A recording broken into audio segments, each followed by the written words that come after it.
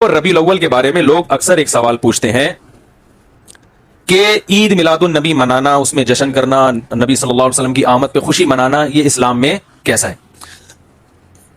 हम रसूलुल्लाह सल्लल्लाहु अलैहि वसल्लम की सीरत देखते हैं। पहली बात तो यह कि 12 रबीउल अव्वल नबी का यौम विलादत है, इस पर कोई सही रिवायत मौजूद नहीं है। अगर है तो भाई कोई दिखा दे, भाई ये रिवायत है, इसके ये रावी हैं, सारे सिक़ा रावी हैं, ऐसी कोई रिवायत मौजूद नहीं है।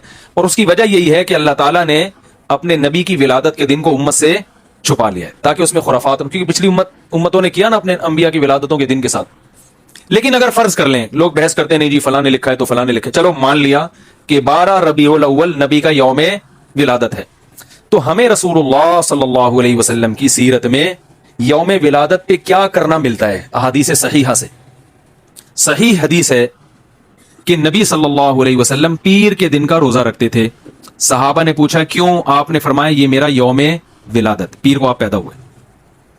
अब देखो, पीर को नबी ने रोजा रख के ये बता दिया कि इसमें ईद का तस्वुर नहीं है, क्योंकि ईद और रोजा जमा, बोलना पड़ेगा आप लोगों को, जमा नहीं हो सकता। अब इसको सेलिब्रेट नहीं किया जा सकता। जिस दिन रोजा हो जाएगा ना, अब वो सेलिब्रेट करना उसको मुमकिन है ही नहीं, उसमें जश्न का तस्वुर ही खत्म हो गया। जो हमारी ईदें हैं इनमें रोजा रखना जायज है। ईद उल फितर को कोई रोजा रखे, बोलो भाई, अगर जिस दिन रोजा रखा वो ईद नहीं हो सकती, जो ईद है वो रोजे का दिन। क्या ख्याल है? ईद और रोजा एक दूसरे के क्या है? अपोजिट। क्योंकि ईद खुशी का दिन है और उसको सेलिब्रेट करना है, तो सेलिब्रेट जो किया जाता है खा पी के किया जाता है या भूखा रह के किया जाता है। देखो, आपके बच्चे का इम्तिहान में पास हो गया अच्छे नंबरों से, बहुत खुश हैं आप, आपने तमाम रिश्तेदारों को फोन किया, भाई मेरा बच्चा 100 नंबरों से पास हुआ है, मैं बहुत खुश हूं और मैं अब जश्न मनाऊंगा, एक सेलिब्रेट करूंगा इसको। भाई कैसे करेंगे? भाई आप तमाम लोगों से गुजारिश है कि सुबह का नाश्ता भी छोड़ दें और कल दोपहर का खाना भी छोड़ दें। है भाई, ये क्या हो गया भाई? ये खुशी है या कोई गम है भाई? रोजा कोई गम की अलामत नहीं है, लेकिन खुशी भी नहीं है। खुशी का मतलब खुशी को सेलिब्रेट करना नहीं है, मनाना। खुश होना एक अलग चीज है, खुशी मनाना। भाई खुश होने पर तो हम भी कोई पाबंदी नहीं लगा रहे कि आप 12 रबीउल को खुश हो जाएं। मसला है खुशी मनाना।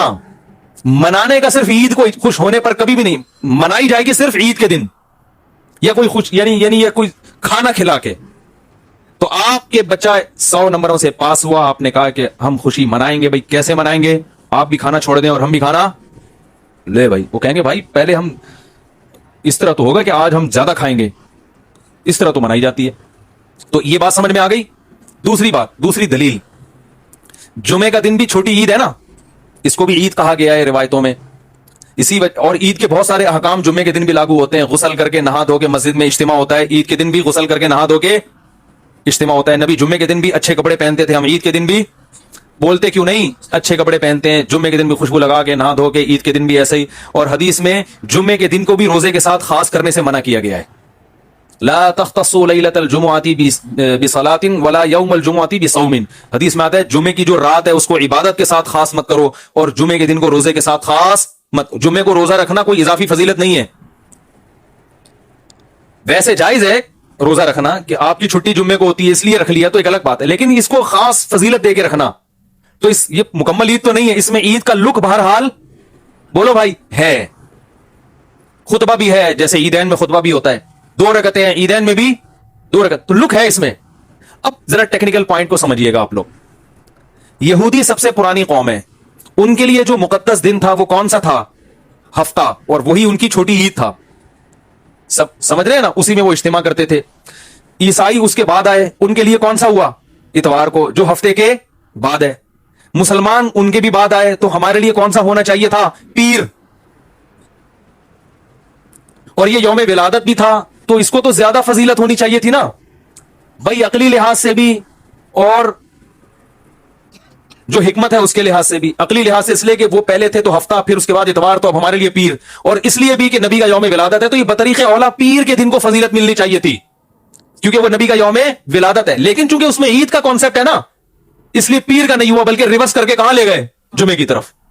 तो पीर के दिन या नबी के यौम विलादत से ईद का कॉन्सेप्ट इस्लाम ने खुरच खुरच के निकाल दिया है कि इसमें ईद का कॉन्सेप्ट हो ही नहीं सकता, ऑपोजिट है उसका, रोजा है।